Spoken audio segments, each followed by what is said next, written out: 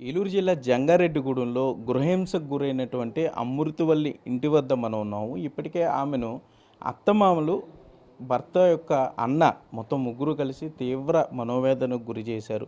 చాలా ఇబ్బందులు పెట్టారంటూ అమృతవల్లి చెప్పింది. గదిలోనే బంధించి కనీసం బయటకు కూడా రానివ్వకుండా ఆహారం కూడా అందించలేదంటూ కూడా మనతో అమృతవల్లి ఉన్నారు. ఆమెను మాట్లాడించే ప్రయత్నం చేద్దాం.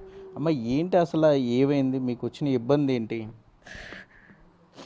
సార్, నా పేరు చిన్ని అమృతవల్లి సార్. మా ఆయన గారి పేరు చిన్ని రంజిత్ కుమార్. మాకు పెళ్ళయి 22 నెలలు అవుతుంది. నాకు ఒక బాబు పుట్టాడండి. బాబు పేరు కృషివ్ కార్తికేయ. మా అమ్మగారు వాళ్ళు కాపురానికి పంపించారు. బాబుకి బాగోలేదు అనేసి ఇంటికి వెళ్ళాను. మళ్ళీ మొన్న వచ్చారు దింపడానికి. వచ్చి నన్ను బాబుని దింపడానికి వచ్చారు సార్. వస్తే ఆపరేషన్ చేయించుకోమని మా అత్తయ్య గారు ఆపరేషన్లోనే ఆపరేషన్ చేయించుకోమన్నారు సార్. చేయించుకోలేదని చెప్పేసి ఆపరేషన్ చేయించుకోమంటే చేయించుకోవాలి, నా మాట అంటే నీకు లెక్కలేదా, ఏం చేసుకుంటావు చేసుకుని ఇంటికి పో, అది ఇదని చెప్పి అరిసారు సార్. మా అమ్మగారిని, నన్ను, మా అన్నయ్యని, మా చుట్టాలని మొత్తం అందరిని ఇష్టం వచ్చినట్టు తిట్టారు సార్. డాడీ లేరని నాకు చిన్న చూపు చూస్తున్నారు సార్.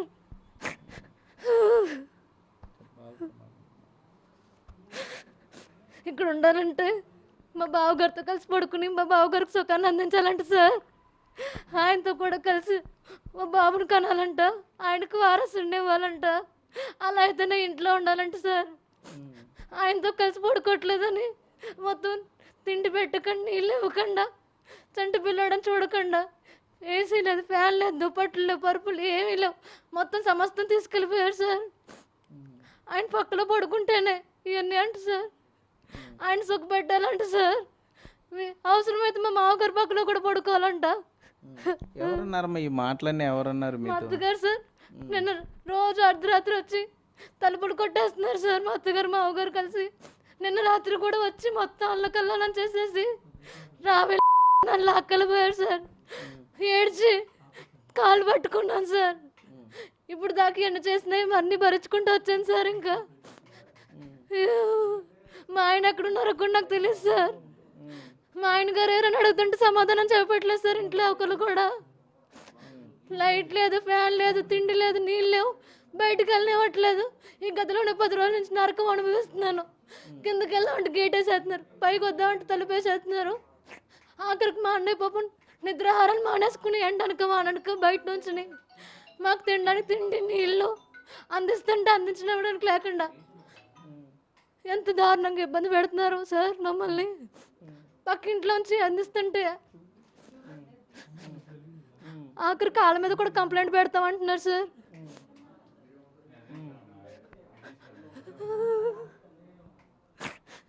వాళ్ళ మీద కేసు పెడతారండి సార్.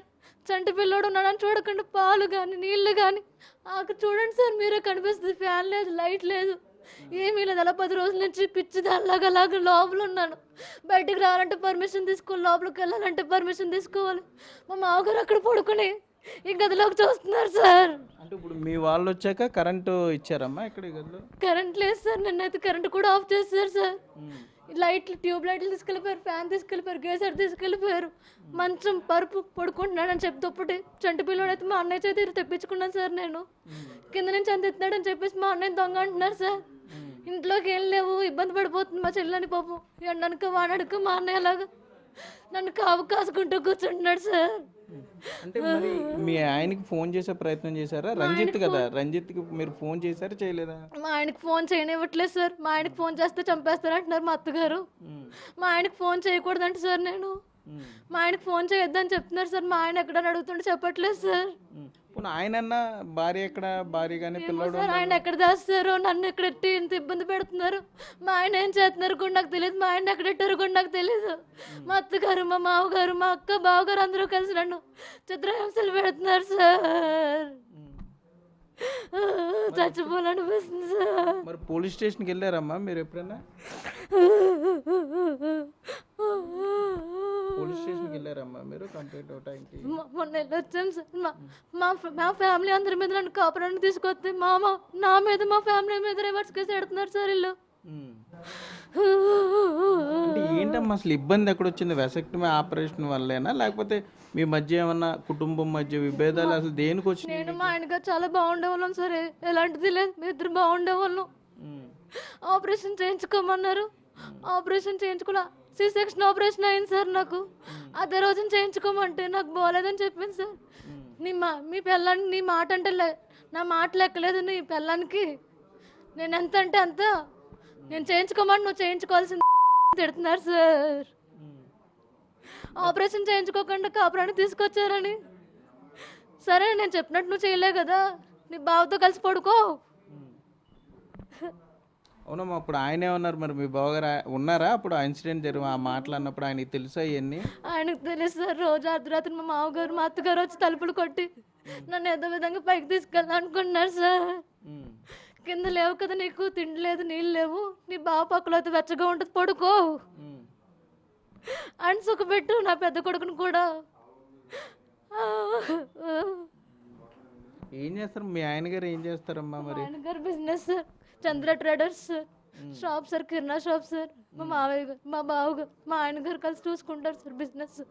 మరి 10 రోజుల నుండి ఆయన అందుబాటులో లేడా? లేదు సార్, మా ఆయన గారు కనిపించట్లేదండి. అడుగుతుంటే చెప్పట్లేదు, ఫోన్లు చేద్దామని చేయనివ్వట్లేదు సార్. అదే ఇప్పుడు ఏంటంటే ఇదే నమ్మశక్యంగా లేదు కదా. మీరు ఏమో ఇట్లా చెప్తున్నారు, కనీసం భర్త మాకు బాగానే ఉన్నాడు, గొడవలు లేవని మీరు చెప్తున్నారు. మరి భర్త కన్నా ఉండాలి కదా. భార్య ఎక్కడుంది, బాబు ఎక్కడ ఉన్నాడు, బాబుతో మాట్లాడాలి. సంవత్సరం బాబు కదా, చూడాలి, వీడియో కాల్ చేయాలి, లేకపోతే మాట్లాడాలి. మామగారు ఏం చెప్పారు మా ఆయనకు నాకు తెలియదండి. ఆయన కూడా నన్ను రావట్లేదు సార్, బాబుని చూడట్లేదు, నన్ను చూడట్లేదు. ఎక్కడ ఉంటాడు అతను మరి? నాకు తెలియదు సార్. ఇది వరకు పెళ్లి చేసుకున్నాక నన్ను ఎక్కడికి తీసుకొచ్చారు సార్. ఇక్కడే ఉన్నాను సార్. మొన్న వచ్చినప్పుడు ఉన్నారు, తర్వాత ఏమయ్యారో తెలియదు. మా ఆయన ఏంటంటే సమాధానం చెప్పట్లే, మా ఆయనకి ఫోన్ చేయనివ్వట్లే. నీ బావతో కలిసి పడుకుని సుఖాన్ని ఇస్తానే మీ ఆయన చూపిస్తాను అంటున్నారు సార్. అంటే అంతకు ముందు మీకు ఏమైనా గొడవలు ఉన్నాయమ్మా? అంతకుముందు కూడా పెద్దలతో మాట్లాడుకున్నారు, పంచాయతీ ఏదో జరిగిందని చెప్తున్నారు. మరి అది అప్పుడు దేని గురించి వచ్చింది గొడవ? కాపురానికి తీసుకెళ్ళడానికి అంతే సార్, అంతకు మించి ఇంకేం లేదు సార్. కాపురానికి తీసుకొచ్చారు సార్. తీసుకొచ్చి బాబుకి బాగోలేదని ఇంటికి వెళ్ళాను సార్. బాబుకి బాగోలేదని ఇంటికి వెళ్తే మళ్ళీ మా అమ్మగారు దింపడానికి వచ్చారు సార్. మా అమ్మగారు మా వాళ్ళందరూ కలిసి దింపడానికి కాపురానికి వచ్చి బాబుకి బాగోలేదు కదండి, బాగా చూసుకోండి అని చెప్తామని వస్తే మళ్ళీ ఆపరేషన్ మాట్లాడుతున్నారు సార్. ఆపరేషన్ చేయించుకోమంటే ఆపరేషన్ చేయించుకోలేక. అంటే కాదమ్మా, ఇప్పుడు మేము ఒక ఓల్డ్ వీడియో చూసాము. మీ మావయ్య గారు ఏదో మంచం దివాన్ కాటు మీద కూర్చుని ఉన్నారు, మీరు ఏదో తలుపు తీసే ప్రయత్నం చేస్తున్నారు. ఏంటి అసలు ఏమైంది అప్పుడు ఏమైంది ఆ రోజు? వీడియో రికార్డ్ చేసింది ఎవరు? నేనే సార్. లోపల తిండి లేదు, నీళ్ళు లేవు, ఏమి ఇవ్వట్లేదు సార్ వీళ్ళు నాకు. తిండి కానీ నీళ్ళు కానీ ఏమీ లేవు సార్. అన్నీ బయట నుంచి తెచ్చుకున్నాను. మా అన్నయ్య కొనేస్తున్నాడు సార్ నాకు అన్ని. ఇవన్నీ కూడా మా అన్నయ్య ఇచ్చినాయి సార్. ఇవన్నీ మా అన్నయ్య తెచ్చాడు సార్ బయట నుంచి. కింద నుంచి వద్దామంటే అన్నయ్య రానివ్వట్లేదు సార్, నన్ను బయటకు వెళ్ళనివ్వట్లేదు సార్. వాళ్ళు ఎప్పుడు తలుపు తెస్తే అప్పుడు వెళ్ళాలంటే సార్ నేను. అన్నయ్య అన్ని ఇచ్చాడు సార్ మాకు. లేకపోతే ఇవి కూడా ఏం లేదు సార్. నేను ఆఖరికి తలుపేసేస్తే చంటి పిల్లోడు ఏడుస్తున్నాడు. అత్తయ్య గారండి, మేము పెద్దోళ్ళం ఎలానో ఉంటాము, చంటి పిల్లోడు అండి ఆకలికి ఏడ్చేస్తున్నాడండి, తలుపు తీయండి అని కాలు పట్టుకుంటే చద్దే చావని ఏడ్చి చావని అన్న కొడుకుని అంత ఎడుతున్నారు సార్. ఏంటమ్మా ఇప్పుడు మీకు ఏం కావాలి? మీకు ఏం కోరుకుంటున్నారు మీరు పోలీసులు? మా అత్తగారు మా మామగారు మా అక్క బావగారు కలిసి నన్ను చిత్రహింసలు పెడుతున్నారు సార్. నన్ను నా కొడుకుని, నన్ను మా ఆయన గారిని కాపురం చేసుకునేవట్లేదు. నన్ను మా ఆయన గారిని సక్రమంగా కాపురం చేసుకునేలాగా, నాకు సకల సౌకర్యాలు అందించేలాగా, మా మధ్య ఎటువంటి లేనిపోని తగాదాలు పెట్టకుండా మా అత్తగారిని శిక్షించాలి, మా మామగారిని శిక్షించాలి, మా బావగారిని అక్కని అందరు శిక్షించాలి.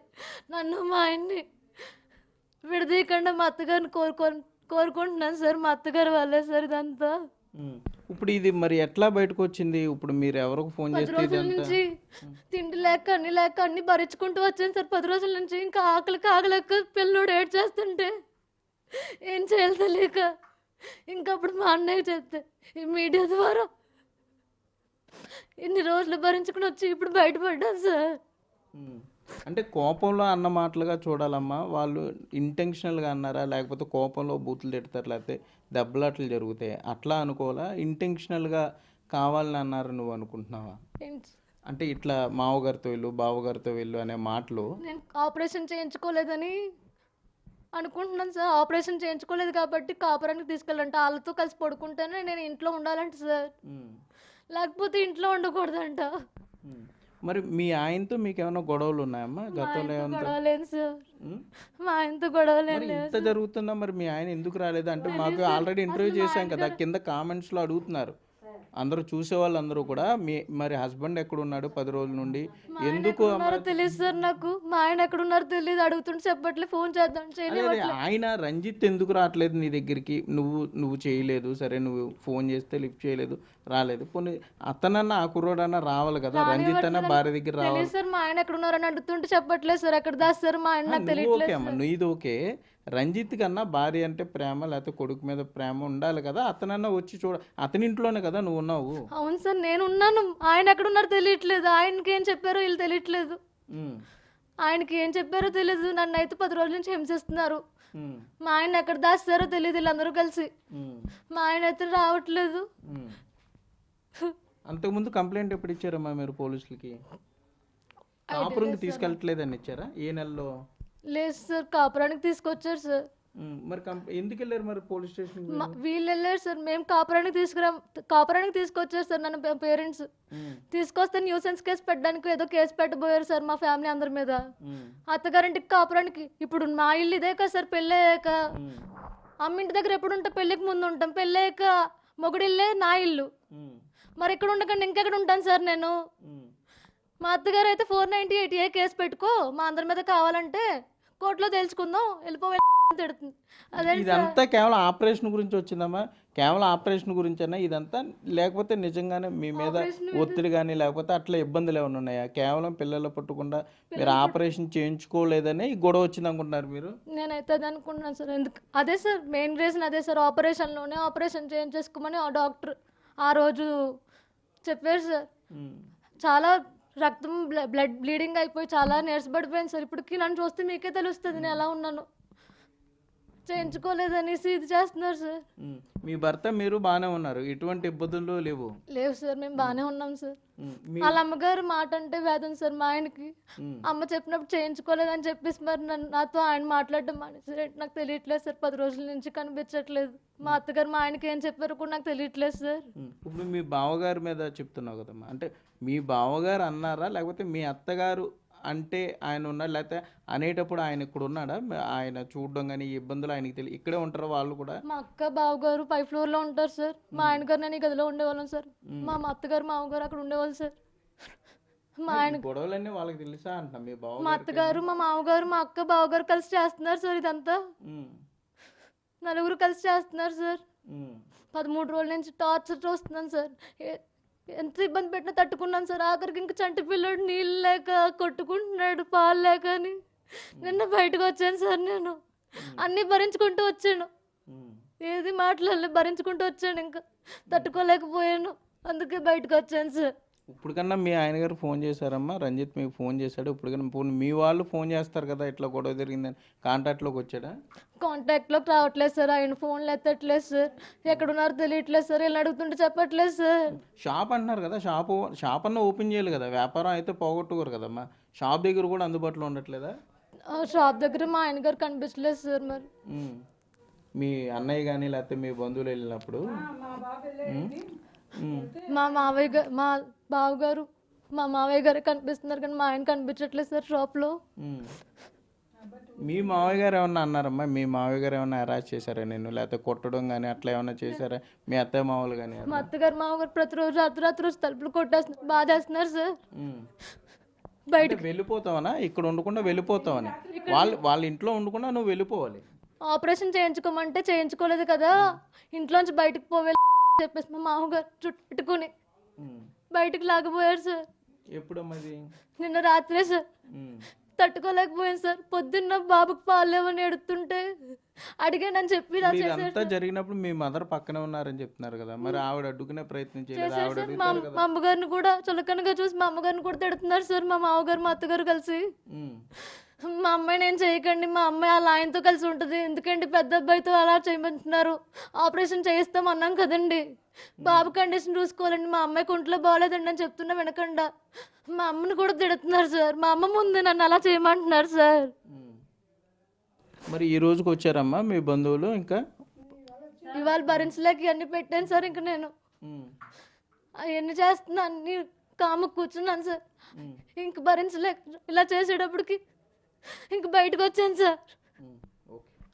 అయితే మొత్తం మీద చూస్తే అమృతవల్లి తన అత్తమామలు తన మానసికంగా హింసలకు గురి చేశారు, గృహహింసకు గురి చేశారని చెప్తుంది. అయితే ఇందులో రంజిత్ భర్త పాత్ర కొన్ని అనుమానాలకు తావిస్తుందని చెప్పుకోవచ్చు. 13 రోజులుగా రంజిత్ అందుబాటులోకి రావట్లేదని అమృతవల్లి చెప్తుంది. భార్య ఇన్ని ఇబ్బందులు పడుతున్నా కూడా రంజిత్ కనీసం కాంటాక్ట్లోకి రాకపోవడం, మాట్లాడకపోవడం కొంత అనుమానాలు. మరోపక్క ఇప్పటికే జంగారెడ్డిగూడెం పోలీసులు స్పందించారు. మామ చిన్ని నాగేశ్వరరావుతో పాటు అమృతవల్లి బావ చిన్ని ప్రవీణ్ని కూడా పోలీసులు పోలీస్ స్టేషన్ తరలించడం జరిగింది. కేసు నమోదు చేసుకుని పూర్తి స్థాయిలో దర్యాప్తు చేస్తాం, అమృతవల్లికి న్యాయం చేస్తామని పోలీసులు చెప్తున్నారు. తన అత్తమామలను, బావ, అక్కలను కఠినంగా చట్ట ప్రకారం శిక్షించాలి, తన భర్తను తనను కలిపి తనకు మానసిక ప్రశాంతి ఇవ్వాలని అమృతవల్లి డిమాండ్ చేసే పరిస్థితులు అయితే ఇక్కడ ఉన్నాయి.